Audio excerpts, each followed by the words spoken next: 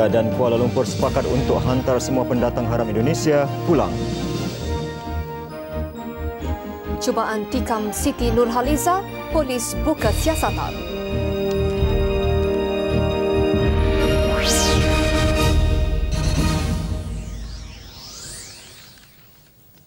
Assalamualaikum dan salam sejahtera. Buletin utama 17 Oktober. Rundingan di Mesir bagi menamatkan keganasan ke atas penduduk Palestin berhasil. Majikan perlu tubuhkan mekanisme dalaman bagi atasi gangguan seksual di tempat kerja. Bersama Suhaimi Ahmad untuk berita utama. Rakyat dinasihatkan agar tidak meletakkan harapan terlalu tinggi terhadap e-dagang dan ekonomi berasaskan pengetahuan ke-ekonomi walaupun bidang baru itu patut diceburi. Perdana Menteri Datuk Seri Dr. Mahathir Mohamad berkata meskipun ia menjanjikan pertumbuhan pesat dan pulangan tinggi, ia juga mempunyai risiko kegagalan. Perdana Menteri berucap pada Majlis Persidangan K-Ekonomi Anjuran Biro Keanggotaan Berbahasa Inggeris MCA di Bandar Sunway, Selangor pagi tadi. Kegarahan terhadap K-Ekonomi menyebabkan ramai melihat pertumbuhannya tidak mempunyai had dan kekayaan bentuk baru yang tidak pernah wujud selama ini. Whether this is good or bad is difficult to determine now. We have not had enough experience of the real workings of e-commerce and the knowledge economy. There may be other benefits to the destroyed businesses and to the government. Possibly, the increase in the volume of business will generate more business and more revenue. But we don't really know. What we do know is that the destruction may be considerable and there will be disruptions and instability. Bagaimanapun, menurut Perdana Menteri, risikonya bukanlah penghalang untuk syarikat tempatan menerokai bidang itu. Pada sidang media, Perdana Menteri berkata kerajaan akan membenarkan lebih banyak pelaburan langsung asing FDI dalam syarikat pelabuhan dan penerbangan tempatan. Langkah itu penting untuk mewujudkan gabungan strategik. We don't just allow people to invest. Of course, people like pension funds managers, they invest, but they don't bring anything in other than the money. But what we are interested in is people who have certain expertise or certain markets or services which would contribute towards the performance of our facilities because through their investments. Perdana Menteri mengulas mengenai sama ada belanjawan 2000 yang akan dibentangkan mengandungi langkah itu. Beliau juga berkata negara tidak mempunyai masalah untuk menarik FDI ke Malaysia. Justru beliau berpendapat insentif yang lebih banyak tidak diperlukan. Menurutnya, pelabur memilih Malaysia kerana negara menawarkan pelaburan yang baik, bukan tertarik kepada insentif semata-mata. They have to look at the political situation, political stability, the management of the economy, the growth of the economy. All these things are factors which help people to make a decision whether to invest or not. Kuala Lumpur dan Jakarta mencapai persetujuan supaya semua rakyat Indonesia yang masuk ke negara ini secara haram dihantar pulang ke negara asal. Kedua-dua negara juga bersepakat untuk menanggung bersama kos penghantaran pulang pendatang terbabit. Perkara itu diputuskan pada mesyuarat delegasi Malaysia-Indonesia di Langkawi petang tadi yang turut dihadiri oleh Perdana Menteri Datuk Seri Dr. Mahathir Mohamad dan Presiden Indonesia Abdul Rahman Wahid. Datuk Seri Dr. Mahathir berkata Malaysia sedia mengambil pekerja dari Indonesia tetapi ia bergantung kepada keperluan dan kekosongan kerja di negara ini. Kedua-dua pemimpin juga bersetuju supaya sebarang masalah berbangkit berhubung perkara itu akan dibincangkan pada mesyuarat di peringkat pegawai kedua-dua negara. Presiden Abdul Rahman tiba hari ini untuk lawatan kerja 2 hari. Kerajaan sedang mencari formula terbaik untuk mengurangkan beban kewangan yang terpaksa ditanggung oleh syarikat pemegang konsesi lebuh raya jika kadar tol tidak dinaikkan. Menteri Kerja Raya Datuk Seri S. Sami Velu berkata kajian itu membabitkan Lembaga Lebuh Raya Malaysia LLM, Unit Perancangan Ekonomi EPU dan Kementerian Kewangan. Laporan lanjut dari Dewan Rakyat bersama wartawan Nurin Mastura.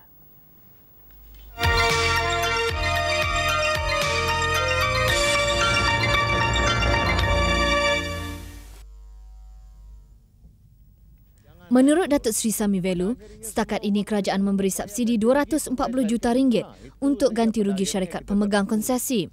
Jadi kita sekarang mencari satu sistem di mana macam manakah kita akan memperkenalkan satu tool di mana syarikat pun tidak merugi dan kerajaan pun tak payah bayar pampasan seperti tinggi itu. Ketika ditemui selepas sesi soal jawab di Dewan Rakyat, beliau berkata, jika pemberian subsidi itu berterusan, kerajaan akan mengalami masalah kewangan yang serius. Dalam perkembangan lain, anggota Parlimen digesa mengambil iktibar daripada kenyataan Perdana Menteri Datuk Seri Dr. Mahathir Mohamad semalam mengenai disiplin kehadiran dan prestasi persembahan di Dewan Rakyat. Dengan adanya benchmark ini, bukan sahaja ukurannya kehadiran, tetapi prestasi mereka, penyertaan mereka dalam perbahasan dan kualiti perbahasan itu juga menjadi ukurannya. Ini kita harapkan kepada ahli-ahli lah menjadi satu panduan lah. Ahli Parlimen Parit Sulong Datuk Rohani Ahmad pula berkata, kebanyakan ahli Parlimen Barisan Nasional BN memegang jawatan politik yang lain dan terpaksa membahagikan masa mereka. Jadi kalau ada soal quorum, bukan saja soal Barisan Nasional. Soal yang mesti oleh Barisan Nasional, tapi pihak pembangkang selalunya dia mempermainkan soal quorum ni untuk meremeh-temehkan Barisan Nasional. Ini tidak adil. Di sebelah petang, perbahasan mengenai rang Undang-Undang Kanak-Kanak 2000 diteruskan. Jelasnya kesan penggubalan rang undang-undang ini kepada masa depan kanak-kanak di negara ini mendapat perhatian 15 ahli parlimen yang menimbulkan pelbagai cadangan serta pendapat. Menurut Setiausaha Parlimen Kementerian Perpaduan Negara dan Pembangunan Masyarakat, Virasingham Supiah, di bawah rang undang-undang itu, tumpuan khusus untuk pembangunan Taman Asuhan Kanak-Kanak TASKA diberikan dalam pelbagai bentuk. Bagi pihak kerajaan, kita memberi peruntukan sebanyak RM50,000 untuk menyelesaikan supaya TASKA boleh diadakan di bangunan-bangunan kerajaan. Dan juga di pihak swasta, kita memberi pengecualian cukai.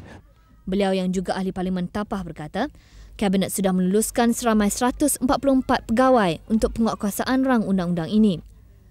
Ahli Parlimen Arau Mastika Junaidah Husin pula menyambut baik penggubalan rang undang-undang itu. Kita bukan saja nak mengadakan premis atau tempat penjagaan anak-anak, tetapi kita juga perlu menyediakan tenaga kerja yang boleh membangunkan, yang boleh mendidik dan juga membangunkan emosi kanak-kanak. Sehingga kini Kementerian Perpaduan Negara dan Pembangunan Masyarakat telah mengeluarkan 1045 lesen mewujudkan TASKA di seluruh negara. Laporan Nuri Mastura dari Dewan Rakyat untuk TV3. 5 kes disyaki penyakit tangan, kaki dan mulut dilaporkan di Negeri Sembilan semalam menjadikan 38 kes dikesan di negeri berkenaan sehingga kini. 2 kes dilaporkan di Seremban, manakala 3 lagi kes di Kuala Pilah. Menurut Pemangku Pengarah Kesihatan Negeri Sembilan, Dr. Mustafa Bakri Adnan, 5 pesakit yang dimasukkan sehingga jam 9 pagi tadi berada dalam keadaan stabil. Yang masuk 5 ni kes baru. Maknanya yang lama memang tak ada lah. Tak ada, semua ini memang dah ada saya sebab kes-kes ni semua kumulatif daripada bulan 1 sampai sekarang. Mereka akan dirawat oleh pakar untuk tujuan pengesahan sebelum rawatan sesuai diberikan. Beliau memberi jaminan keadaan penyakit tangan, kaki dan mulut di Negeri Sembilan adalah terkawal dan orang ramai tidak perlu bimbang. Beliau menasihatkan orang ramai agar sentiasa mengambil langkah berjaga-jaga dan menghubungi pihak hospital sebaik saja mengesan tanda-tanda penyakit pada anak-anak mereka. 1/3 daripada masyarakat yang mengalami tekanan jiwa mempunyai kecenderungan melakukan jenayah seksual. Justru, selain kaedah pencegahan jenayah yang lebih berkesan, rawatan sewajarnya ke atas mereka yang mengalami tekanan jiwa juga adalah penting. Laporan selanjutnya bersama wartawan Pang Chin Fei. Laporan Jabatan Psikiatri Hospital Universiti Kebangsaan Malaysia HUKM mendapati kebanyakan mereka melakukan jenayah seksual bagi melepaskan tekanan jiwa. Mereka dapati abnormal, tidak normal dari segi tingkah laku, suka bersendirian, suka tersenyum sendirian, cepat naik angin, baran. Mereka harus sebenarnya dipujuk untuk menerima penilaian atau perawatan daripada pakar-pakar psikiatrik. Selain itu, pendidikan mengenai tanggungjawab masyarakat dalam membendung jenayah seksual akan membantu meningkatkan keberkesanan pencegahannya. Didikan daripada awal tu harus dipentingkan dari segi nilai akhlak dan moral yang baik. Dan yang kedua, para guru dan ibu bapa harus sering melihat anaknya supaya dia mengetahui tren ataupun aliran tingkah laku anak-anaknya bagaimana. Daripada pihak kerajaan kita mesti memberikan latihan dalam kesedaran atas apa itu jenayah-jenayah bersabit dengan seks, dan juga kepimpinan juga mesti bertanggungjawab mengatakan faktor-faktor yang benar, bukan anggapan sahaja. Saya akan form satu komiti bersama polis untuk kita mencari jalan untuk melihat dua isu. Pertama, tentang praktikalnya, mungkin kita harus ada satu kempen untuk awareness, pendedahan awareness supaya bersama-samalah kita memelihara masyarakat, terutama wanita dan kanak-kanak.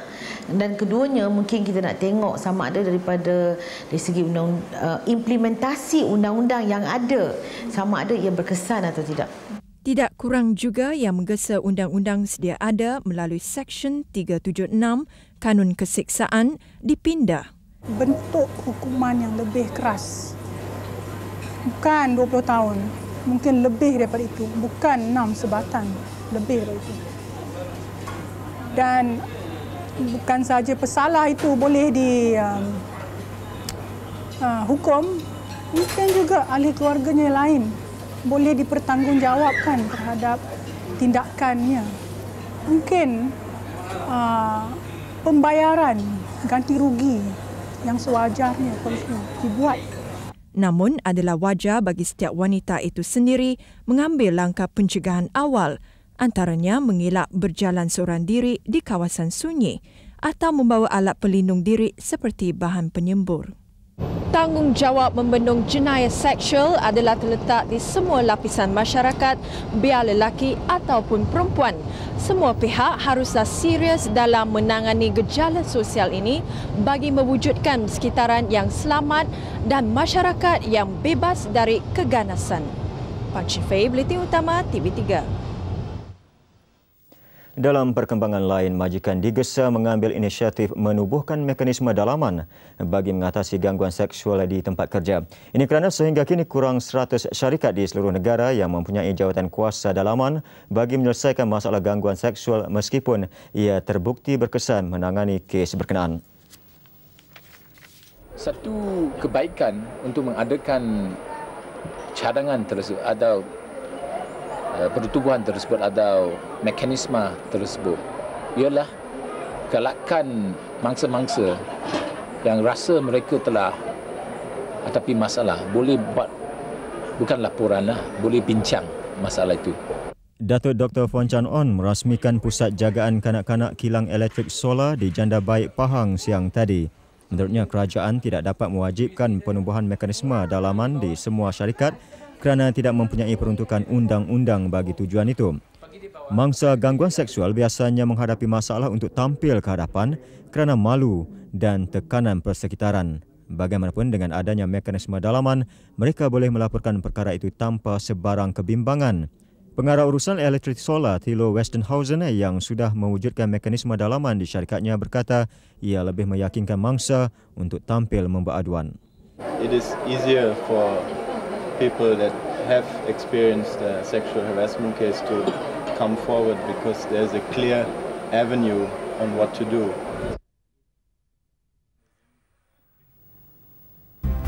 Detik-detik cemas, cubaan menikam Siti Nurhaliza.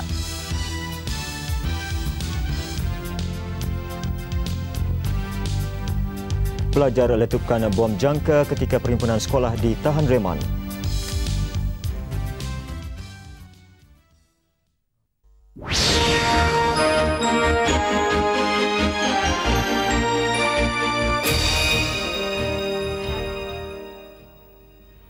Polis Johor akan membuka kertas siasatan berhubung percubaan menikam penyanyi Siti Nurhaliza oleh seorang lelaki Ahad lalu walaupun tiada laporan polis dibuat oleh penyanyi berkenaan atau Suria Record Sdn Bhd SRC.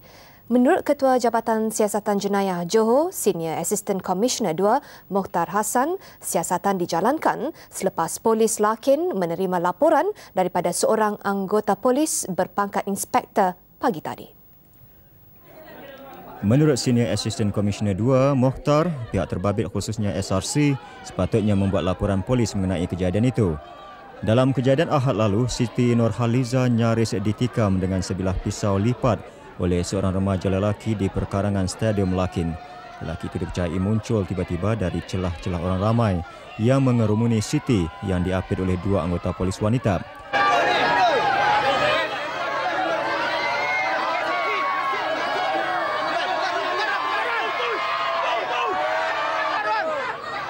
Siti bagaimanapun tidak mendapat sebarang kecederaan.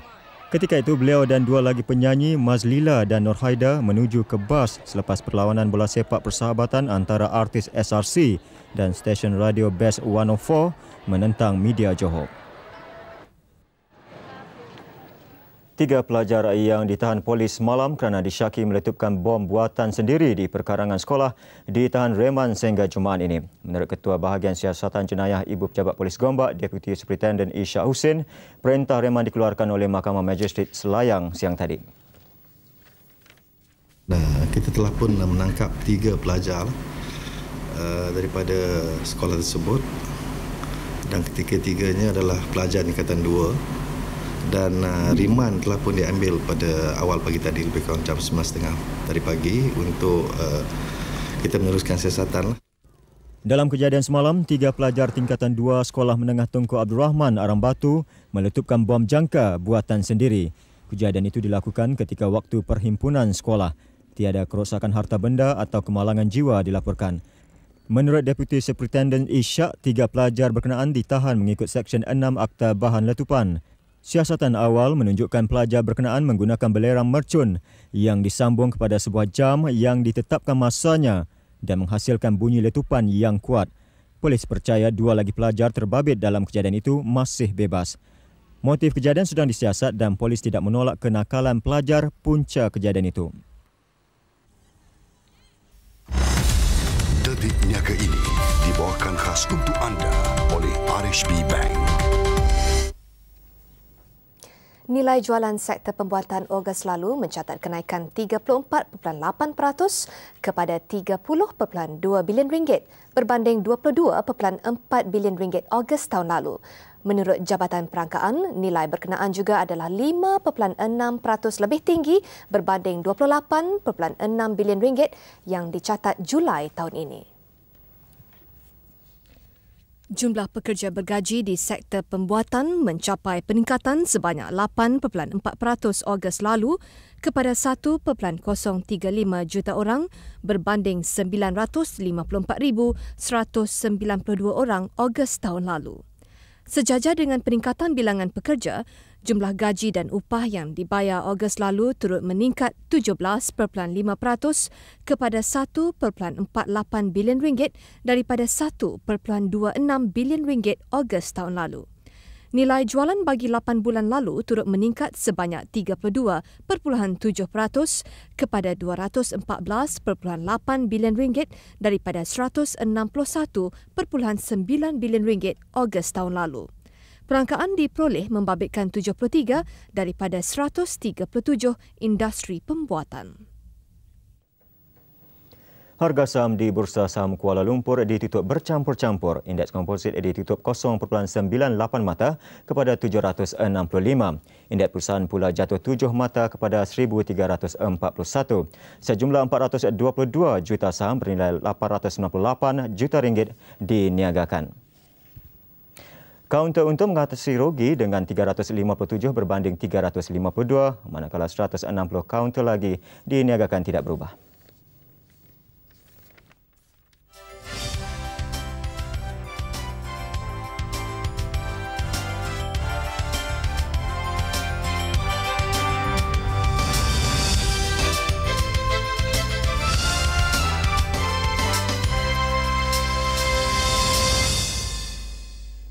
Dan di pasaran tukaran asing, ringgit ditutup tinggi berbanding mata wang utama dunia.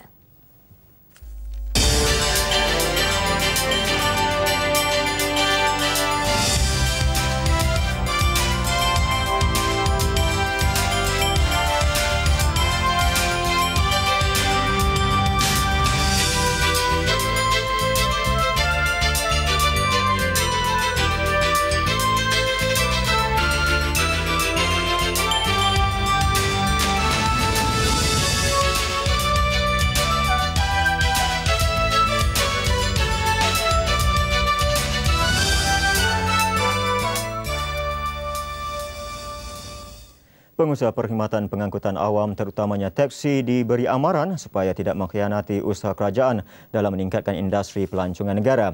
Menteri Kebudayaan, Kesenian dan Pelancongan Datuk Abdul Kadir Syafadir berkata tindakan segelintir pemandu teksi yang mengenakan bayaran tambang tinggi terhadap pelancong asing boleh menjejaskan imej negara. Driver-driver teksi yang menipu atau orang lain yang cakap kasar, ini adalah orang-orang yang mengkhianati usaha kerajaan dan juga kepentingan rakyat. Sebelum itu, beliau merasmikan wajah baru naskah sisipan Travel Times yang diedarkan akhbar The New Straits Times. Akhbar terbitan setiap Rabu itu memberikan pelbagai maklumat pelancongan Malaysia kepada pembaca. Hadir sama di majlis ini pengarang kumpulan The New Straits Times, Datuk Ahmad Abdul Talib.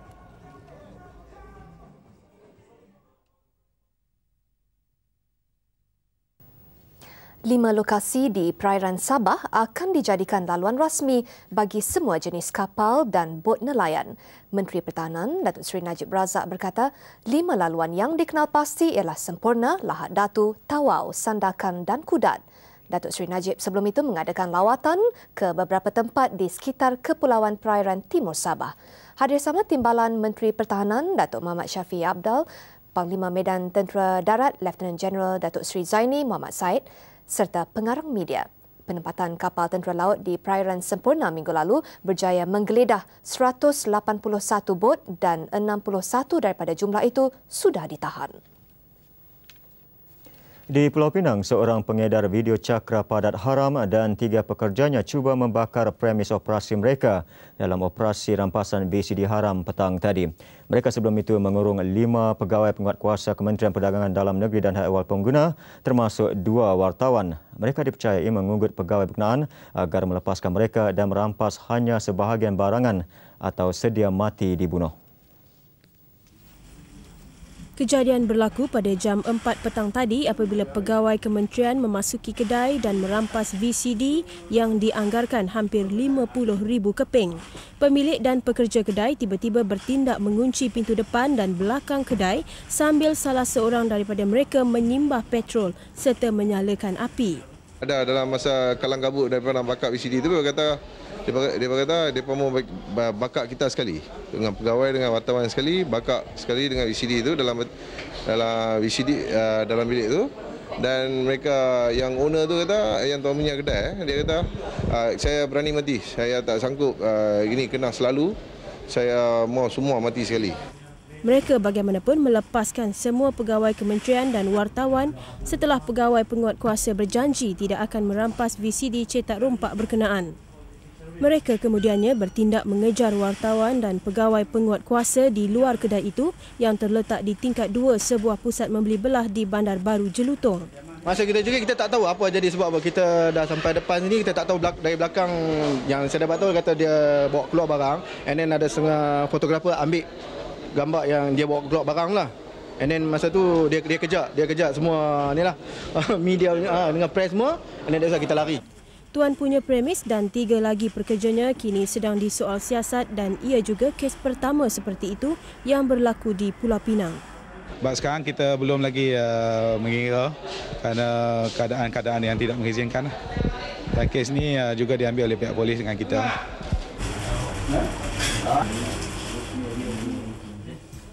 Keindahan dalam rumah kadang-kadang tidak membayangkan apa yang sebenarnya berlaku bagi mereka yang memiliki rumah itu.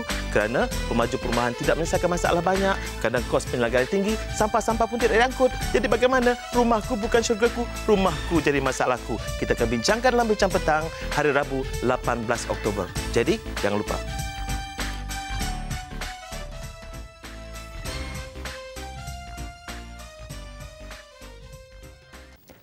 Pergolakan di selatan Filipina memaksa rakyat negara itu bertempiaran melarikan diri bagi meraih simpati negara jirannya, khususnya Malaysia. Kuala Lumpur yang peka terhadap kesengsaraan jirannya dengan tangan terbuka menawarkan perlindungan sementara kepada beratus-ratus ribu pelarian Filipina. Persoalannya, apakah rakyat negara itu hilang kepercayaan terhadap kewibawaan Presiden Joseph Estrada menangani masalah sosial penduduknya, atau ia dianggap sebagai satu peluang keemasan bagi mengecap corak hidup yang lebih sempurna? Laporan selanjutnya bersama wartawan Zura Zainaratin.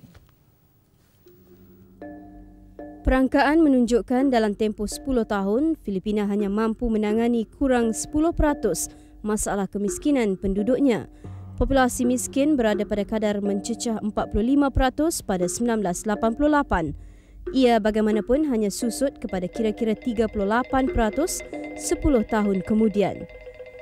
Mindanao, pulau terbesar di selatan Filipina dengan lebih 13 juta penduduk, hampir separuh daripadanya penganut Islam. Zamboanga City adalah bandar kedua terbesar di Mindanao dari segi populasi penduduk. Rata-rata penduduk di sini bukan saja tersisih dari aspek pentadbiran, bahkan arus pembangunan. Malah masyarakat Islam di wilayah ini mendakwa mereka menjadi mangsa penindasan negara yang didominasi Roman Katolik. Menurut Ketua Penempatan Hak Ehwal Islam Wilayah 9 atau OMA yang mencakupi Zamboanga City, Habib Kiram Kamaluddin, keperitan hidup yang dialami mendorong rakyat negara itu menjadi pelarian. All these areas has not been taken care.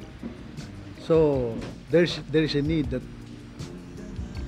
huge budget, huge amount of money should be poured into this area in order to rehabilitate and resettle the people.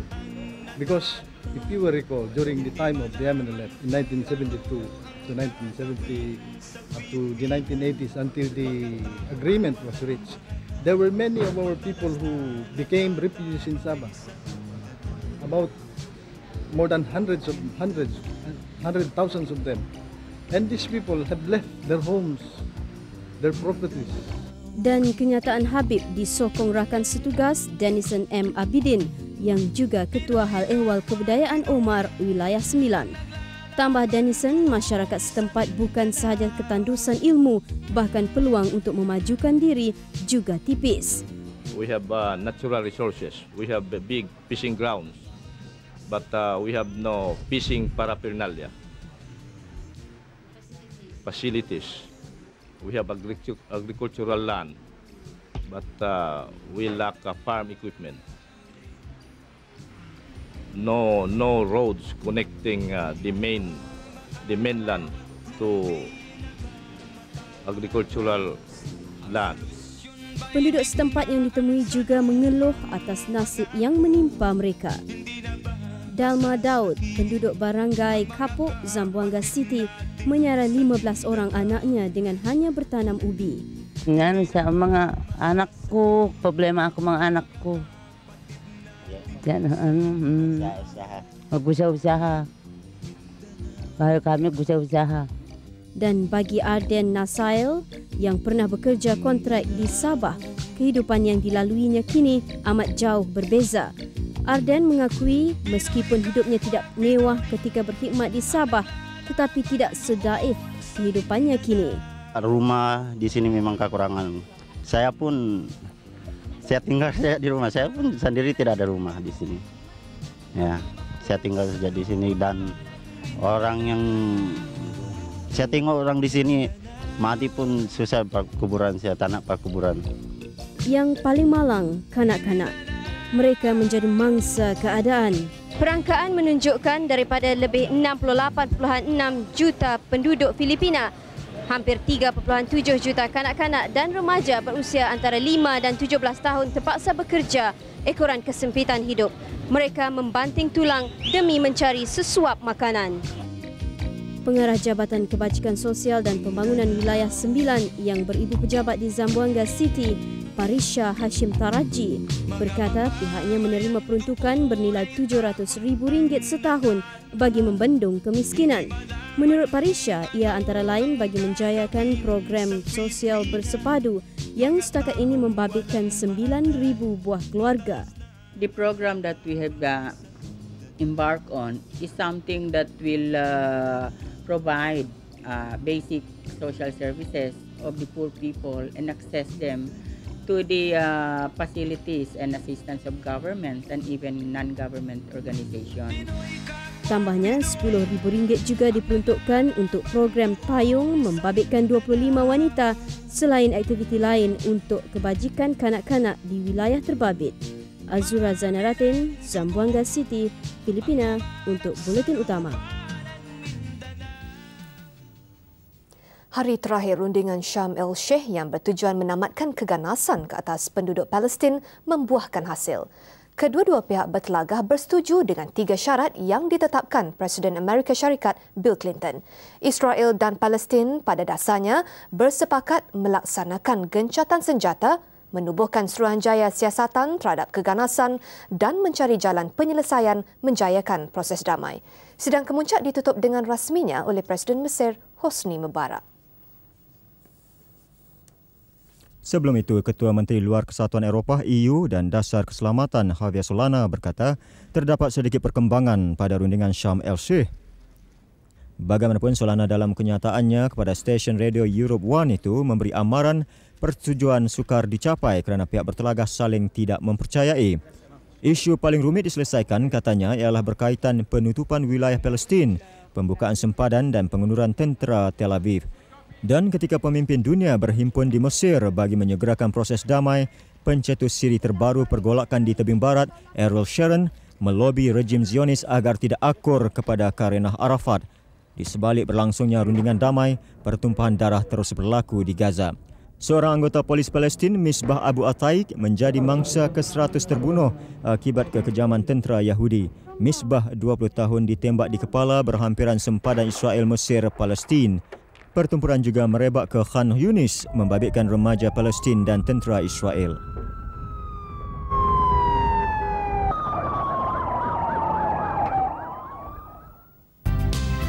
Ralf Schumacher idam gelaran dunia. Saya masukkan bersama Faisal Ismail seketika nanti.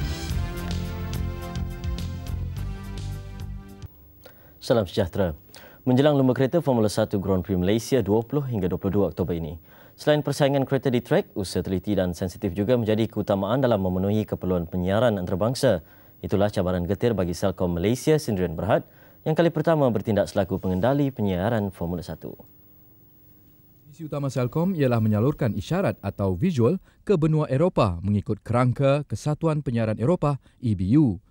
Perlumbaan di litar Sepang Ahad ini disiarkan ke hampir seluruh negara Eropah. Komponen utama pengendalian penyiaran ialah satelit pengumpulan berita SNG. SNG milik Celcom ini berupaya menghantar isyarat terus ke satelit. Selain itu, Celcom turut menyediakan stesen bumi di Kepong dan Kijal sebagai penampung. Antara stesen penyiaran gergasi yang terbabit di TV Compound di litar Sepang ialah Rai TV Itali, TV Globo Amerika Selatan dan Fuji TV Jepun. TV3 pula selaku hos penyiar pentadbiran Formula 1 FOA. Apa yang keluar daripada Sepang Circuit ni, kami mengadakan laluan backup. Jadi insyaAllah kalau diizinkan Tuhan, kita rasa kita dapat memenuhi segala keperluan itulah. Ternyata Formula 1 Grand Prix Malaysia turut mengangkat martabat negara dalam dunia penyiaran antarabangsa. Ia juga memberi kesempatan kepada warga Malaysia terbabit secara dekat dengan apa yang dipanggil perkampungan global era digital. Abu Bakar Atan melaporkan untuk Buletin Utama TV3. Ketika abangnya Michael Schumacher telah pun mengesahkan kedudukan selaku juara dunia, adiknya pula Ralf berhasrat dapat menjadi seperti abangnya dalam tempoh 3 tahun. Ralf, pemandu Williams BMW, kini menduduki senarai ke-5 keseluruhan. Ini merupakan musim kedua Ralf bersama Williams. Musim lalu, Ralf menghabiskan perlumbaan di tangga ke-6 keseluruhan dengan 35 mata. Kali ini dia berhasrat untuk menduduki tangga ke-5 dan menjadi seperti abangnya dalam tempoh 3 tahun. Bagaimanapun tidak seperti abangnya, Ralf mengakui tidak berhasrat untuk menjadi pemandu pasukan Ferrari, sekalipun beranggapan Ferrari akan menjuarai kategori pengeluar tahun ini. Kontrak Ralf bersama Williams akan tamat penghujung musim 2002. Mengenai perlumbaan Ahad ini, Ralf sedar perlumbaan di litar Sepang cukup mencabar. Namun dia mengakui gemar berlumba di Malaysia dan berharap dapat menamatkan perlumbaan di tempat ketiga. Compared to other countries, very easy to find someone who understands you, which is quite good, you know. People do speak English, which is very difficult in other countries. I think we always like to come back here because, I mean, especially last year, I think the circuit, what they did, the job is a great job for.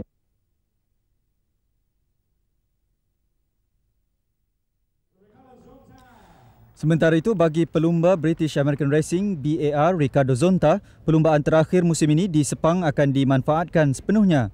Sekalipun tidak dalam persaingan merebut juara dunia yang telah pun dimiliki Michael Schumacher, Zonta berharap dapat membantu pasukannya menduduki tangga keempat kategori pengeluar. Oleh itu, menurut Zonta, dia dan rakan sepasukannya Jacques Villeneuve mempunyai misi besar pada perlumbaan Ahad ini.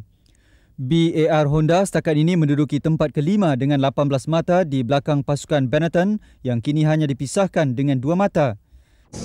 It's been a very difficult season for me because we started quite well and then we had some problems in the reliability of the car, and also I made some mistakes where I involved with some accidents.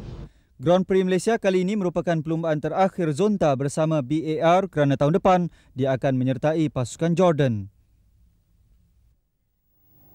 Daripada Formula 1 ke kejohanan motosikal FIM Asia. Saingan terakhir di litar batu tiga Shah Alam November ini bakal menyaksikan persaingan menarik antara dua pelumba Malaysia, Chia Tak Cheong dan Kuan Meng Heng. Selepas menguasai litar Zhuhai, Meng Heng kini mengekori Tak Cheong hanya dengan 10 mata. Pada perlumbaan pusingan keempat yang berlangsung di litar Zhuhai, China, penunggang Petronas Sprinter TVK Kuan Meng Heng muncul juara kategori Super Sport 600cc dengan catatan 25 minit 4.614 saat.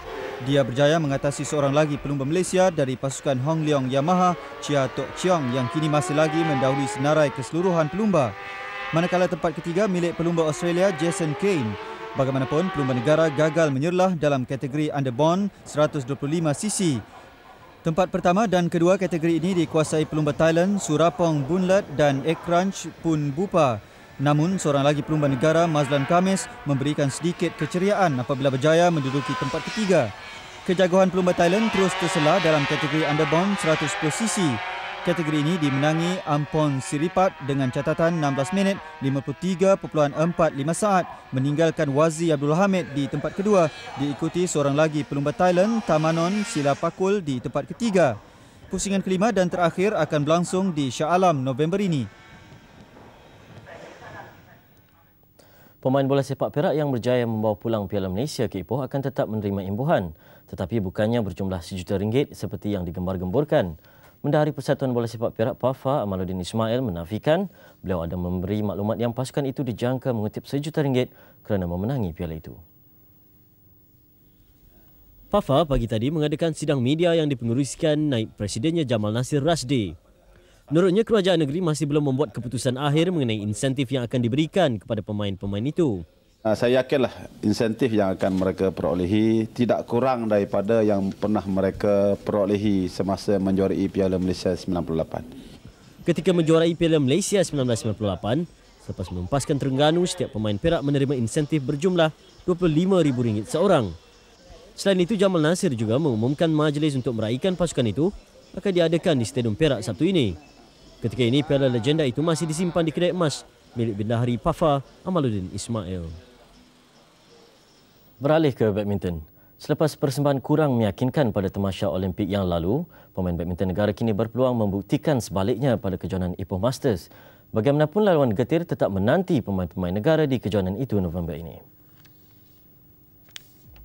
Pada undian malam tadi, pemain persorangan negara Wong Chun Han diundi sekumpulan bersama H. Endrawan, Zia Zwanza dan Pung Permadi. Satu lagi kumpulan turut menyaksikan persaingan menarik antara Peter Gada Christensen dan Taufik Hidayat selain Chen Hong dan pemain India P. Gopi Chan. Hanya dua pemain terbaik setiap kumpulan layak ke separuh akhir. Dalam acara beregu pula menyaksikan peluang pasangan utama negara Chong Tan Fook dan Lee Wan Wah menebus kekalahan mereka di tangan beregu utama Korea Selatan pada tamasya Olimpik bulan lalu. Pasangan negara diundi bersama-sama pasangan Korea Kim Don-moon, Ha Tae-kwon serta pasangan Thailand Pramod Tirawiwatana dan Tenasa Fanis Bisbas. Manakala pasangan Indonesia Chandra Wijaya Tony Gunawan diundi bersama-sama Jens Eriksson, Jesper Larsen dan Zhang Jun Zhang Wei dalam kumpulan kedua. Kejohanan edisi kedua Ipoh Masters ini akan berlangsung dari 8 hingga 12 November ini. Kita ke bola sepak Piala Asia ke-12. China dan Kuwait mencerahkan peluang mara ke skor akhir apabila memenangi perlawanan masing-masing. China menupaskan Indonesia 4-0 manakala Kuwait pula mengejutkan Korea Selatan 1-0. Perlawanan pertama kumpulan B di antara China dan Indonesia ini berlangsung di Tripoli, Lebanon.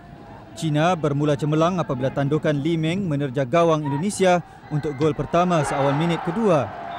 5 minit kemudian China menambah satu lagi gol menerusi sepakan penalti yang disempurnakan Shen Xi. Belum pun sempat Indonesia mengatur gerak, gawang mereka bolos lagi untuk kali ketiga menerusi Yang. Ki Hong akhirnya melengkapkan kemenangan besar China menerusi jaringan keempat seminit sebelum perlawanan tamat. Keputusan ini meletakkan China selesa dengan 4 mata selepas 2 perlawanan. Dalam satu lagi pertemuan, Kuwait bertemu pasukan pilihan Korea Selatan. Separuh masa pertama dikuasai Kuwait yang mempamerkan permainan menarik. Bagaimanapun mereka terpaksa menunggu hingga minit ke-39 sebelum berjaya menjaringkan gol tunggal perlawanan menerusi Jasim Al-Hawaidi. Kuwait 1, Korea Selatan 0.